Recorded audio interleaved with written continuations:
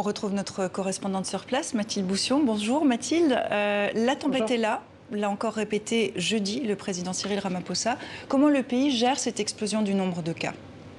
Oui, tout à fait. Alors, l'Afrique du Sud approche du pic de l'épidémie. On est passé de 200 000 cas à plus de 400 000 en l'espace d'une quinzaine de jours. Le gouvernement vient d'annoncer que les écoles seraient de nouveau fermées pour un mois. C'est une décision difficile à accepter pour beaucoup de familles qui doivent gérer des problèmes de garde, comme dans d'autres pays. Toutefois, le président a annoncé que des repas seraient mis à disposition dans les écoles pour les familles qui le souhaitent, car en Afrique du Sud, beaucoup d'enfants ne mangent qu'une seule fois par jour, et ce, à l'école. Par ailleurs, le président Cyril Ramaphosa a annoncé que l'alcool était de nouveau interdit.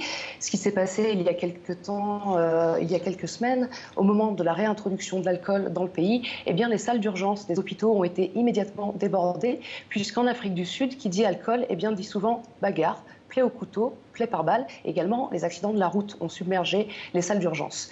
Et la bonne nouvelle, c'est que grâce à ces mesures et grâce également à la préparation du pays, qui a mis en place un lockdown très strict au mois d'avril, eh bien pour l'instant, les hôpitaux peuvent encore répondre présents à la demande. Voilà. Le paradoxe de cette situation, Mathilde, c'est que le taux de mortalité est faible. Oui, tout à fait. Alors, le pays compte à peu près 6 000 morts pour environ 400 000 cas. C'est beaucoup moins qu'au Mexique, par exemple. On a déjà 40 000 morts pour 378 000 cas.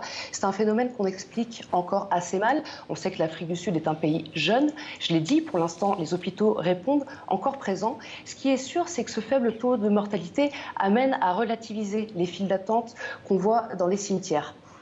Pour l'instant, à Johannesburg, dans la province la plus touchée, on compte 400 morts au cours de la semaine écoulée.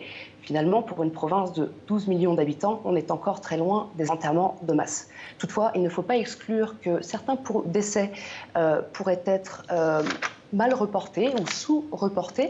Une étude récente vient de révéler que au cours des dernières semaines, nous avons une surmortalité d'environ 60% par rapport aux années précédentes. Mathilde Boussion, merci d'avoir été avec nous depuis l'Afrique du Sud. À bientôt.